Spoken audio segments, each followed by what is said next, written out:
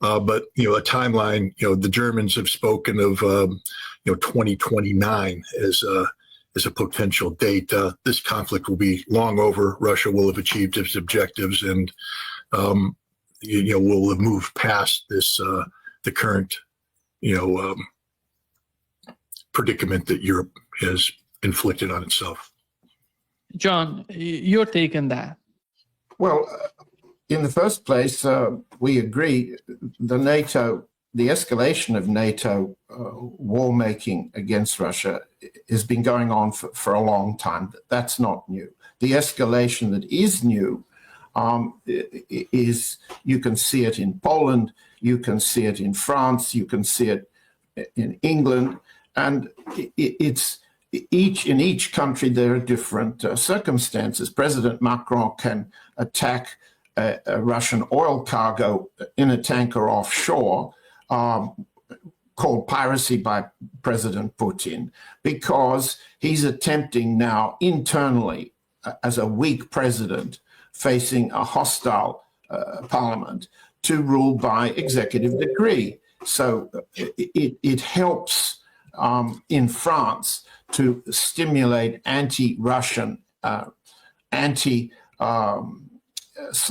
race war making in order to facilitate the constitutional requirements that France faces a war threat. This is a French political problem in a weak NATO state, but the NATO alliance is composed of states like that. Whether we look at France, whether we look at the UK, whether we look at Germany, Poland, Norway, and the others. So the escalation is underway. The problem is that it's stimulated by the United States. It's part of the Trump plan to sequence wars along all of the NATO fronts. Now, we've, in the last 48 hours, seen a significant contradiction between, on the one hand, the foreign ministry of Russia, Sergei Ryabkov and Mikhail Galuzin, saying that the understanding reached between President Trump and President Putin at Anchorage has been exhausted, was Ryabkov's term, emasculated, was Galuzin's term. And both of them have added that this is primarily because of the European states' commitment to continuing the war on the Ukrainian battlefield and escalating the war along Russia's western and northern fronts.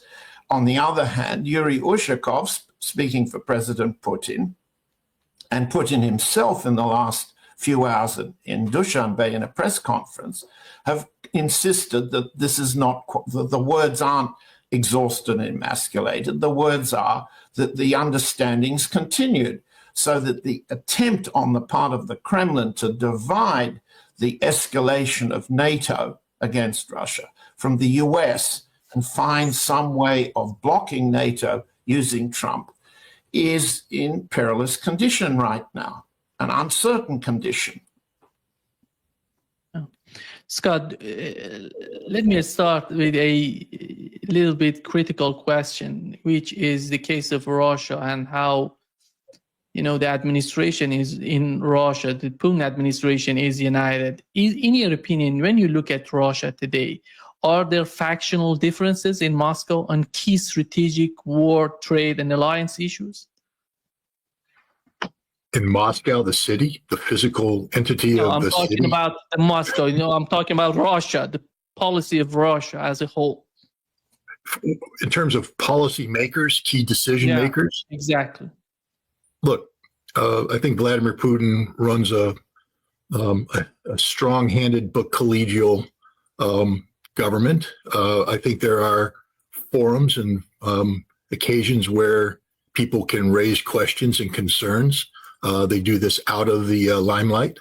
I don't think Vladimir Putin tolerates, once a decision has been made, to tolerate, efforts by senior officials to publicly speak out against that. So a perception can be created that there is no opposition. I would say that my feeling is that there is a time and place for people to speak out, and that is encouraged. But once the decision has been made, the duty is to fulfill the objective. So yeah, within Moscow, I think in the official circles, there are places where people can raise their objections.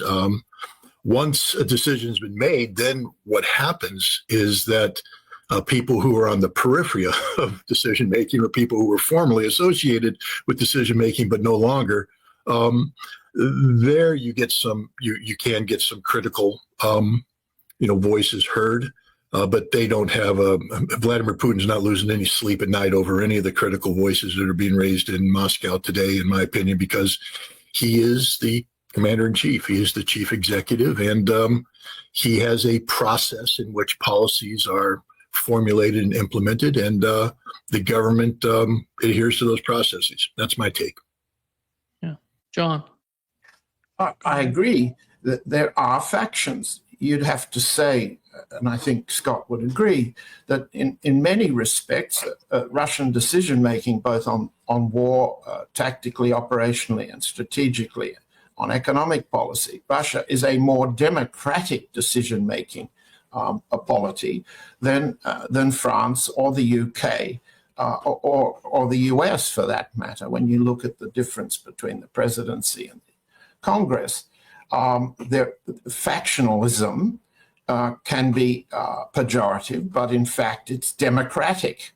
And what we have to understand about there are two things about the way we understand Russian policymaking and Putin policymaking. The first is that it is collegial, as Scott said, and that means that people disagree on a whole range of important issues, and that in a collegial atmosphere, a collective atmosphere, collective decision-making is the plan, is the policy that Putin has adopted. Before Russia sent its first delegation, led by a presidential emissary, Vladimir Medinsky, to the Istanbul talks, the President Putin called in a very large meeting of the key officials. It was an attempt to show and, in fact, to listen and, in fact, implement collective decision-making. Now, last week, President Putin made a number of remarks at Valdai, a club conference in Sochi, which have been misinterpreted, and he has tried to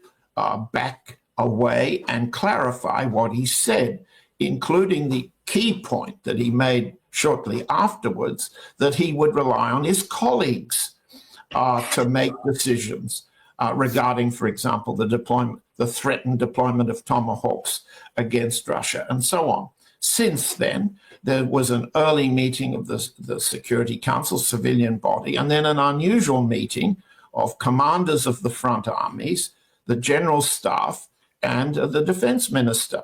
Now, that's collegiality operating. And the second major distinction in the Russian case, in President Putin's case, but not long before him, leaving out the Yeltsin period, Russia learns from its mistakes much faster than most people and most armies. And to admit that and acknowledge that mistakes have been made, mistakes of timing, mistakes of operation, mistakes of application, mistakes of anticipation, all of those things are admitted. That's how government should work, and that's how Russia does work. The mistakes that have been made and are being made, which we can come back to in a short while, involve, in particular, how to bring the war to a conclusion that achieves Russia's objectives, secures Russia in an indivisible security arrangement, not only with its next door neighbor, but with the entire neighborhood, with Europe. There's no doubt that people have strong differences. There's no doubt that when President Putin offered President Trump last February to suspend the electric war campaign against the Ukraine, the general staff were not happy. Not happy. In the last few weeks, we've seen let's say a correction of what that factional difference amounted to. And the electric war campaign is now in full swing, maintained each day. So this isn't to say that people are opposed to the president.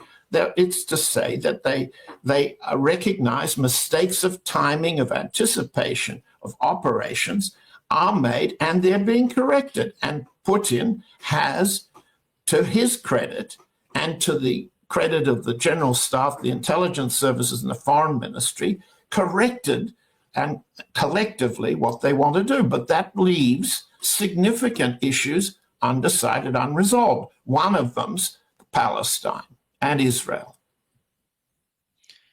Scott, do you feel that Donald Trump is ready or is willing to put an end to the conflict in Ukraine? Donald Trump, you want me again, I don't mean to be critical, but Nima, but reading Donald Trump's like reading tea leaves 5 months after the teacup's been emptied. It's let me comment on this. First of all, again, John and I are in total agreement the way that I perceive the Russian government to function. I would say that, however, we have to acknowledge that with the Trump administration, we have a beast that's totally different than the way the Russian government was designed to operate. Back when, I was doing arms control and such, we had a State Department, we had a Department of Defense, we had various official agencies that interfaced professionally with their Soviet counterparts. And for the most part, this kind of professional relationships existed, across different administrations. This war began in its current manifestation in February 2022 under the Biden administration. And the problem with the Biden administration is they cut off relations with Russia. All of these professional contacts that would happen, where Undersecretary of, Deputy Defense, whatever, has a phone book. Back in the day, we call a Rolodex, and you could call your counterpart, and it was encouraged. You could talk and say, "Hey, problem X, Y, and Z. I've got to go, work this thing out. Help me out here. What's going on? What do we need to do to keep this from spinning out of control?" And there was this kind of dialogue that was done at the lower levels to keep problems from manifesting themselves into things that the big bosses had to deal with. Biden cut that off. There just was no talking at all. And this caused the Russians to go into a specific kind of decision-making mode. Basically, you're working in a vacuum where assumptions have to be made, et cetera. And unfortunately, when you're geared to receiving information inputs and you suddenly don't have that, you have to make decisions in an information vacuum, and mistakes are made, as John said. But the thing about the Russians is they learn from their mistakes immediately because they own up to them, and then they make corrective action, and they move forward. So Trump comes in, and Anatoly Antonov, the former Russian ambassador to the United States, when I asked him, who do you want to win? He said, "I ain't touching that question with a 10-foot pole." But I will tell you this, the Russians prefer predictability. We would like predictability. We'll take that over just about anything, because even if it's bad, we can make effective policy based upon predictability, based upon known knowns.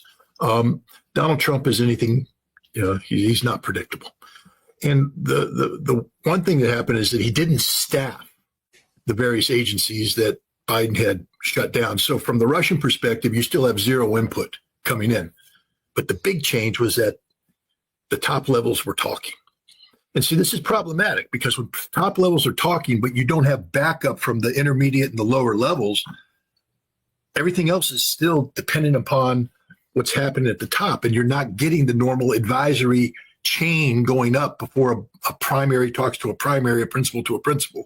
It's happening in a vacuum or a very limited advisory capacity.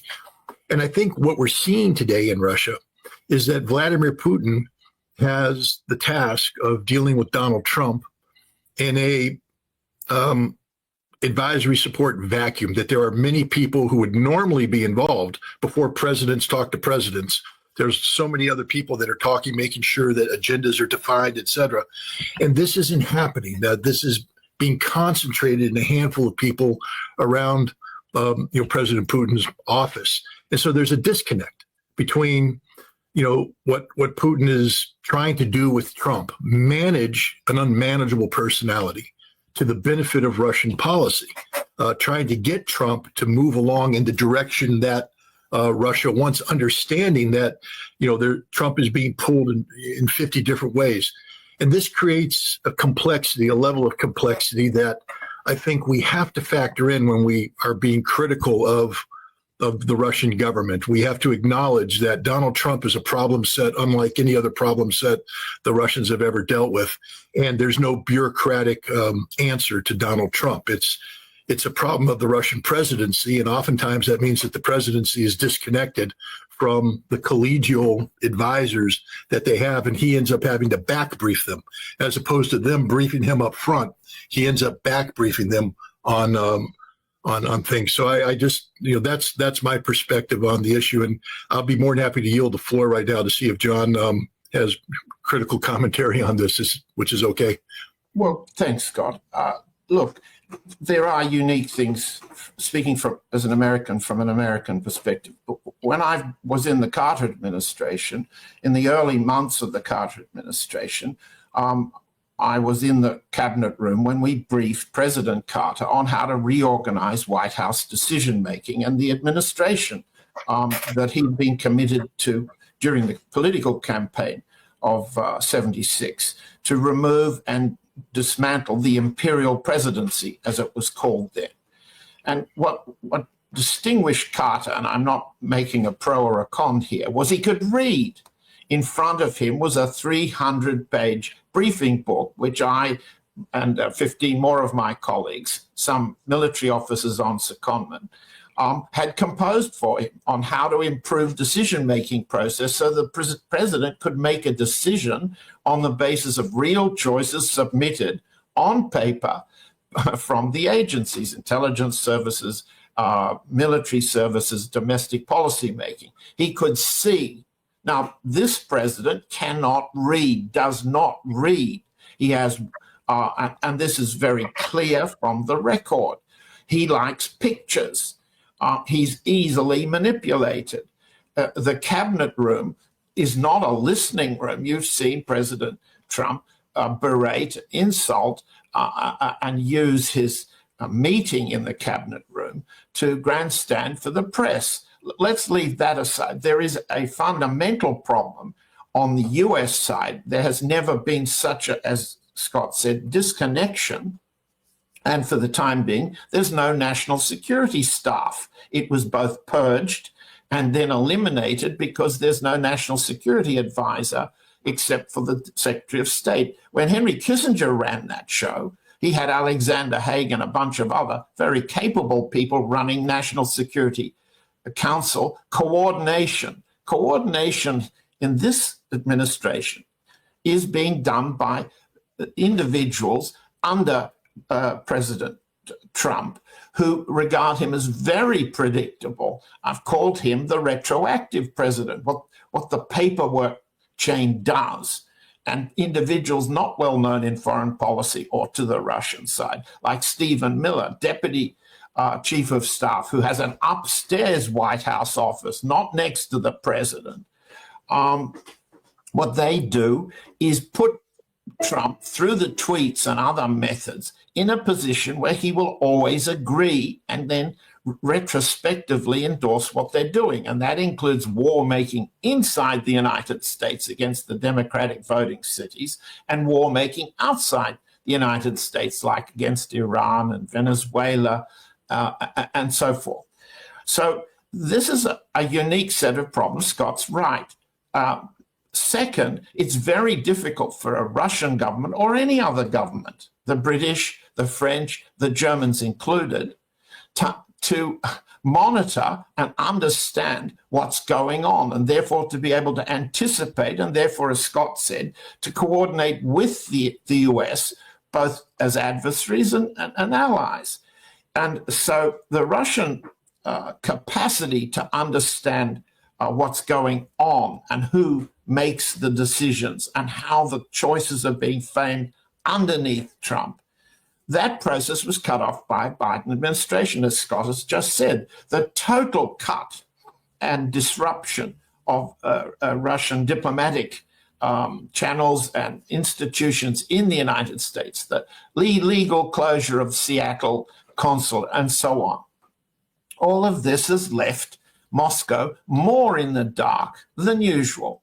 And that means that the intelligence services job, the SVR in particular, to understand and anticipate has been much more difficult.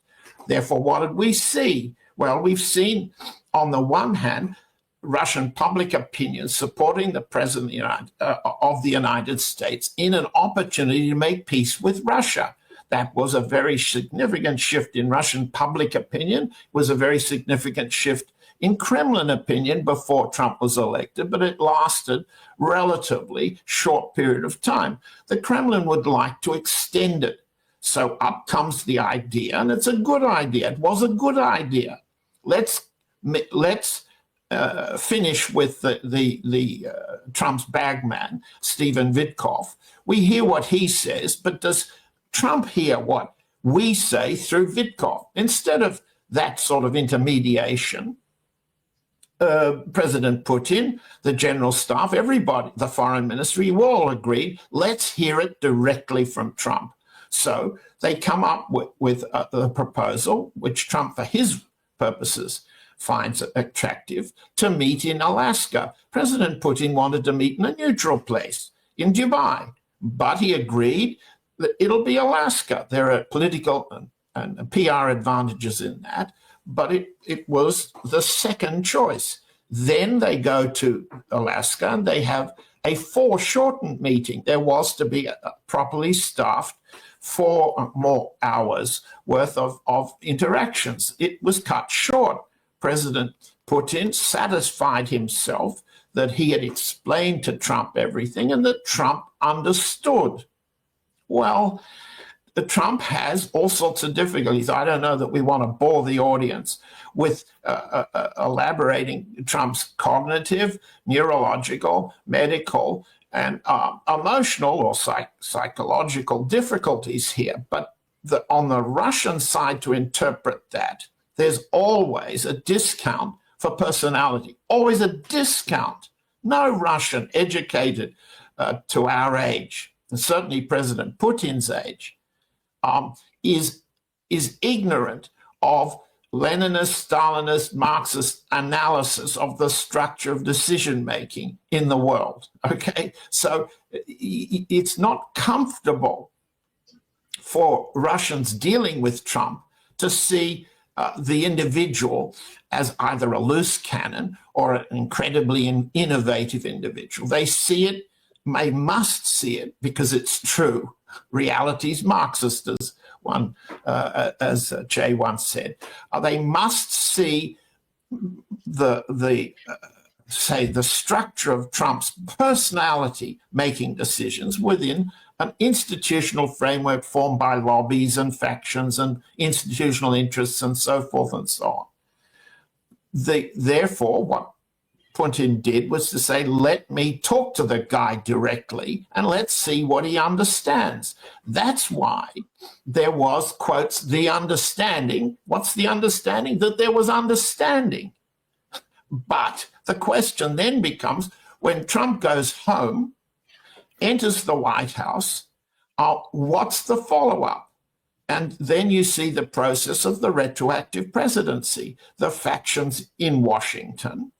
And they're not Rubio, they're not Hegseth. They're individuals and forces underneath those individuals. Much more likely Radcliffe of the CIA, much more likely underneath in the National Security Council, the Office of Management and Budget, the people who control money, the people who control paper, they set Trump up. Now, Russian capacity to understand, anticipate that has been weakened for 10 years. But second, there's an incapacity on the Russian side, or let's call it a small fault, that the only Americans Russians listen to are pro-Russian Americans.